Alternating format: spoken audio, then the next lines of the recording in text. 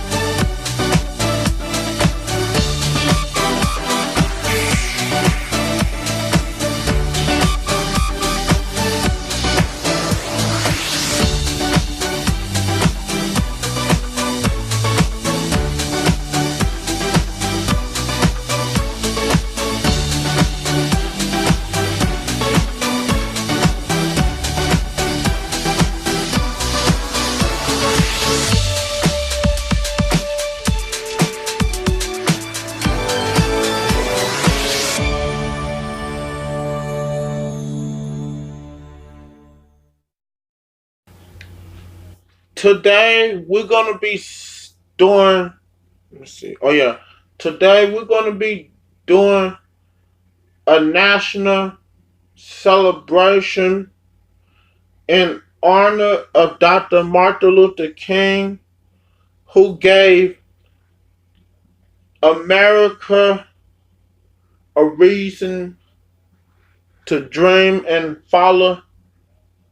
their and follow their dreams when he quote, "I have a dream." It's been a national history of America that he has been awarded a Nobel Peace Prize along with Nelson Mandela and Rosa Parks. He's one of the courageous heroes that's been living. Let me see. I think a few years later, I can't even remember. I can't even remember. And plus, he's one of the famous Black history in my town I live in. Anyway, let's not talk about it because last thing I ever wanted is to worry. So I'm not worried. Our freedom is still live within us thanks to Dr. Martin Luther King. We were, we were born free in America and we will die free in America together. And if it wasn't for his outrageous speech, America, let me see. If it wasn't for his outrageous speech, America would not be as segregation. And I want to thank Dr. Martin Luther King. And I also want to thank God for giving him to us before he died. And as he leave earth, His blessings are still with us. Happy birthday, Dr. Martin Luther King, and rest in peace. Here comes the video of Dr. Martin Luther King speech entitled I Have a Dream.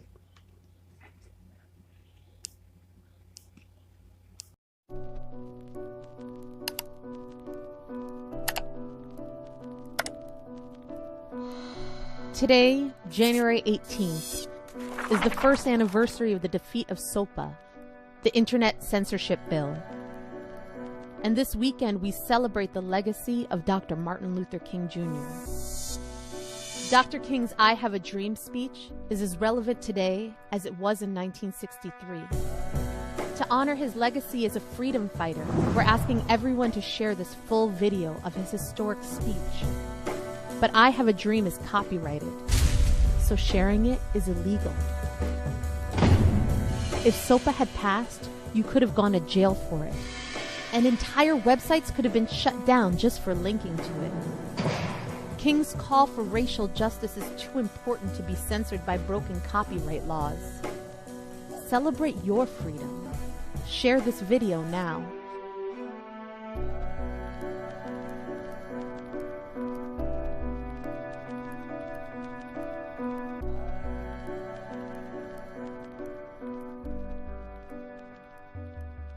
At this time, I have the honor to present to you the moral leader of our nation. I have the pleasure to present to you Dr. Martin Luther King, Jr.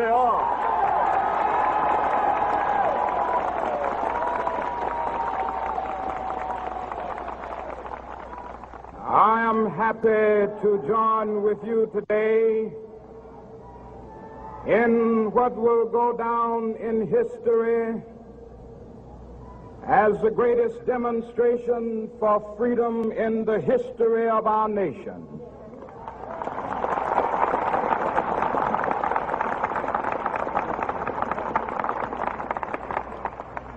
Five score years ago, a great American in whose symbolic shadow we stand today signed the Emancipation Proclamation. This momentous decree came as a great beacon light of hope to millions of Negro slaves who had been seared in the flames of withering injustice. It came as a joyous daybreak to end the long night of their captivity. But 100 years later, the Negro still is not free. 100 years later, the life of the Negro is still sadly crippled by the manacles of segregation and the chains of discrimination. 100 years later, the Negro lives on a lonely island of poverty in the midst of a vast ocean of material prosperity. 100 years later, the Negro is still languished in the corners of American society and finds himself in exile in his own land. And so we've come here today to dramatize a shameful condition. In a sense, we've come to our nation's capital to cash a check. When the architects of our republic wrote the magnificent words of the Constitution and the Declaration of Independence, they were signing a promissory note to which every American was to fall heir. This note was a promise that all men, yes, black men as well as white men, would be guaranteed the unalienable rights of life, liberty, and the pursuit of happiness. It is obvious today that America has defaulted on this promissory note insofar as her citizens of color are concerned. Instead of honoring this sacred obligation, America has given the Negro people a bad check, a check which has come back marked insufficient funds.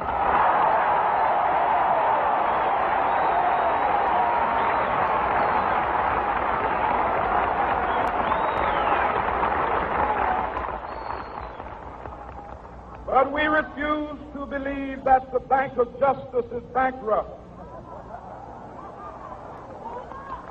We refuse to believe that there are insufficient funds in the great vaults of opportunity of this nation. So we've come to cash this check, a check that will give us upon demand the riches of freedom and the security of justice.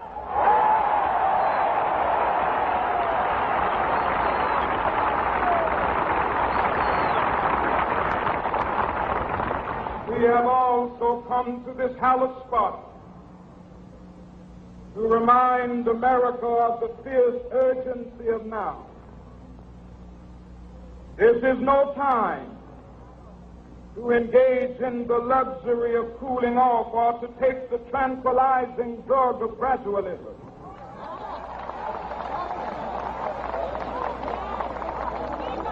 Now is the time to make real the promises of democracy. Now is the time to rise from the dark and desolate valley of segregation to the sunlit path of racial justice. Now is the time to lift our nation from the quicksands of racial injustice to the solid rock of brotherhood. Now is the time to make justice a reality for all of God's children. It would be fatal for the nation to overlook the urgency of the moment. This sweltering summit of the Negro's legitimate discontent will not pass until there is an invigorating autumn of freedom and equality. 1963 is not an end, but a beginning.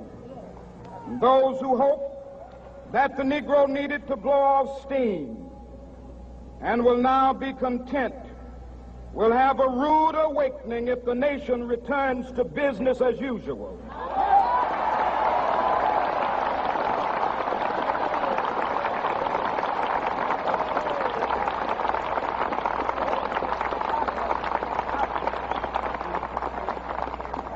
There will be neither rest nor tranquility in America until the Negro is granted his citizenship rights.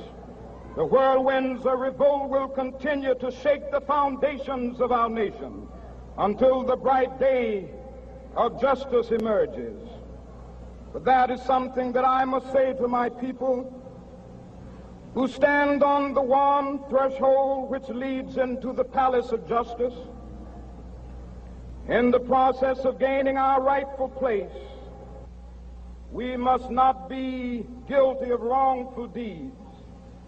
Let us not seek to satisfy our thirst for freedom by drinking from the cup of bitterness and hatred.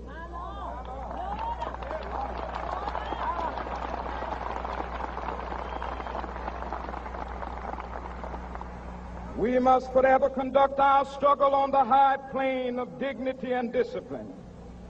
We must not allow our creative protests to degenerate into physical violence. Again and again, we must rise to the majestic heights of meeting physical force with soul force. The marvelous new militancy which has engulfed the Negro community must not lead us to a distrust of all white people. For many of our white brothers, as evidenced by their presence here today, have come to realize that their destiny is tied up with our destiny.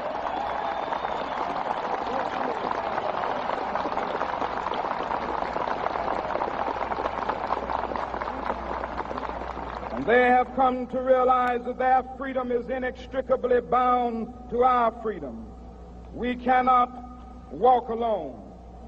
And as we walk, we must make the pledge that we shall always march ahead. We cannot turn back. There are those who are asking the devotees of civil rights, when will you be satisfied? We can never be satisfied as long as the Negro is the victim of the unspeakable horrors of police brutality. We can never be satisfied. As long as our body is heavy with the fatigue of travel, cannot gain lodging in the motels of the highways and the hotels of the cities.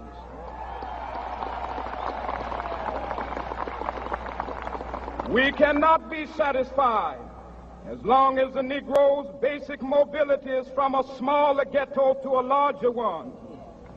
We can never be satisfied as long as our children are stripped of their selfhood and robbed of their dignity by signs stating for whites only.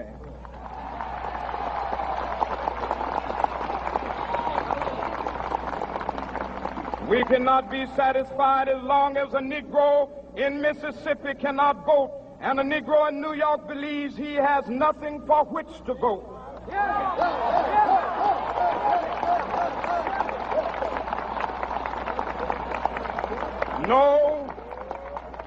No, we are not satisfied, and we will not be satisfied until justice rolls down like waters and righteousness like a mighty stream.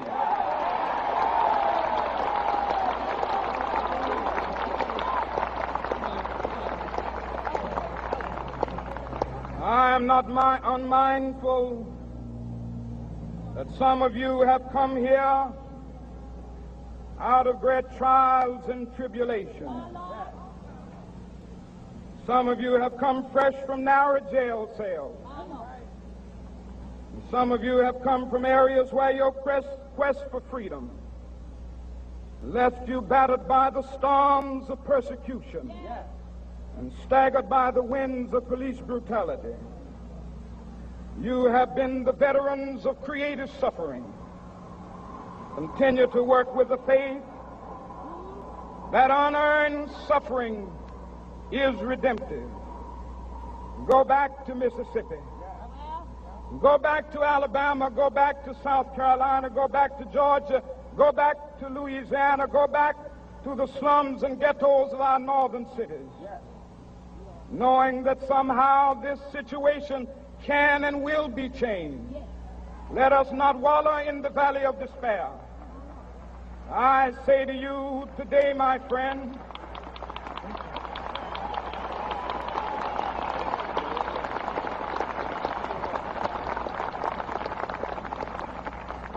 so even though we face the difficulties of today and tomorrow, I still have a dream. It is a dream deeply rooted in the American dream. I have a dream that one day this nation will rise up and live out the true meaning of its creed. We hold these truths to be self-evident, that all men are created equal.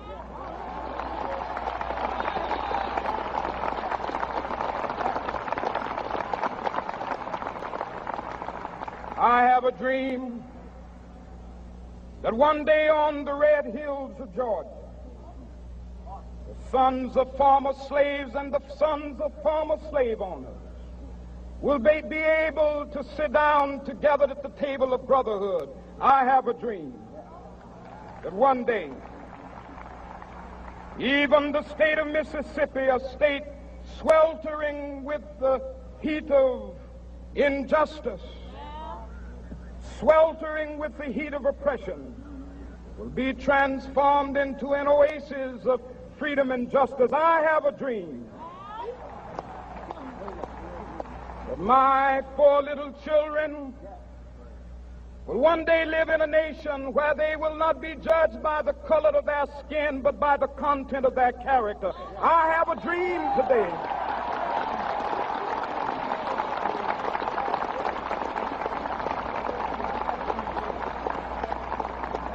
I have a dream that one day, down in Alabama, with its vicious racists, with its governor having his lips dripping with the words of interposition and nullification, one day right there in Alabama, little black boys and black girls will be able to join hands with little white boys and white girls as sisters and brothers. I have a dream today.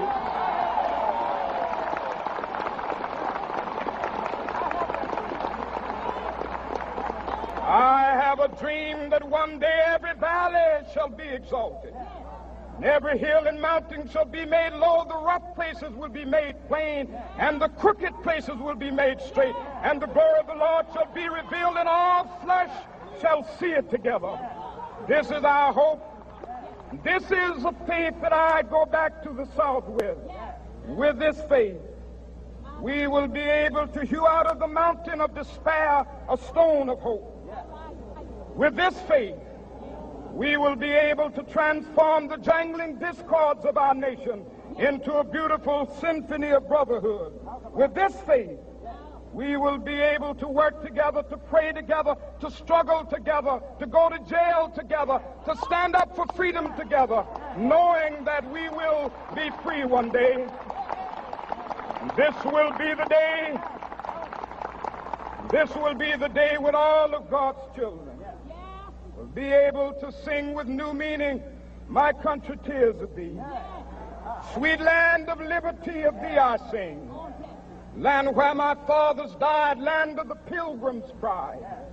From every mountainside, let freedom ring. And if America is to be a great nation, this must become true. And so let freedom ring from the prodigious hilltops of New Hampshire. Let freedom ring from the mighty mountains of New York. Let freedom ring from the heightening Alleghanies of Pennsylvania. Let freedom ring from the snow-capped Rockies of Colorado. Let freedom ring from the curvaceous slopes of California. But not only that, let freedom ring from Stone Mountain of Georgia. Let freedom ring from Lookout Mountain of Tennessee. Let freedom ring from every hill and molehill of Mississippi, from every mountainside. Let freedom ring, and when this happens, and when we allow freedom ring, when we let it ring from every village and every hamlet, from every state and every city, we will be able to speed up that day when all of God's children, black men and white men, Jews and Gentiles, Protestants and Catholics, will be able to join hands and sing in the words of the old Negro spiritual, "Free at last, free at last. Thank God Almighty, we are free at last."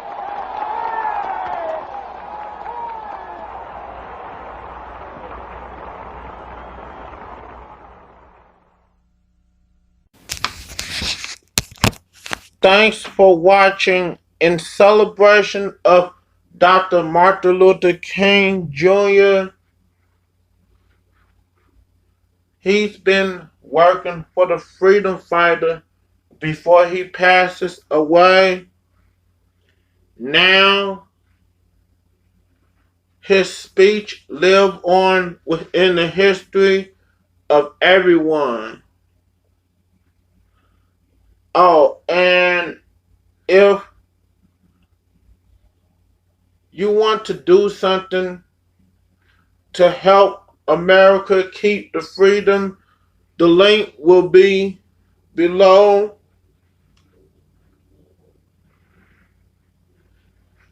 And that is all for right now. Thanks for your time. Like and subscribe. Take care, everyone. Be safe and stay out of trouble.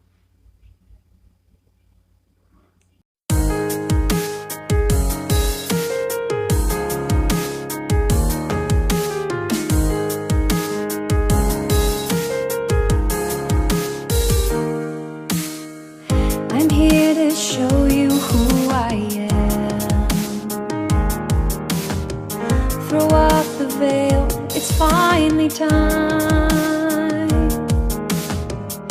There's more to me than glitz and glam. Oh, oh.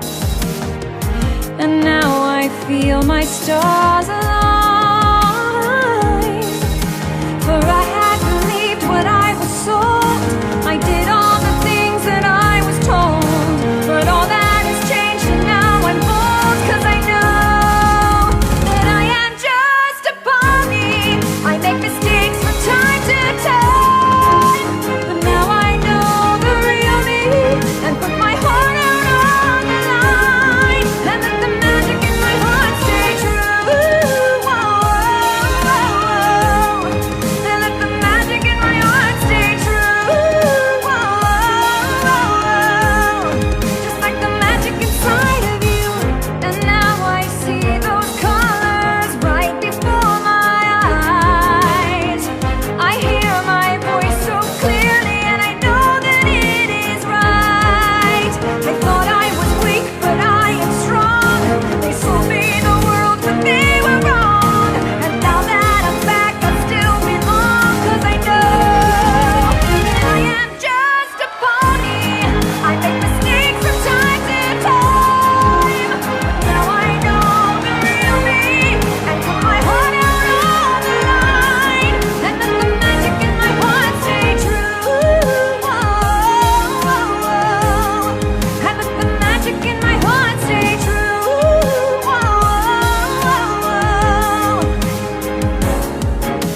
I thought I was weak, but I am strong. They sold me the world, but they were wrong. And now that I'm back, I still belong. 'Cause I know that I am just a pony. I make mistakes from time to time. Now I know the real me and put my heart out on the line. And let the magic in my heart stay true. And let the magic in my heart stay true. Just like the magic inside of you. Just like the magic inside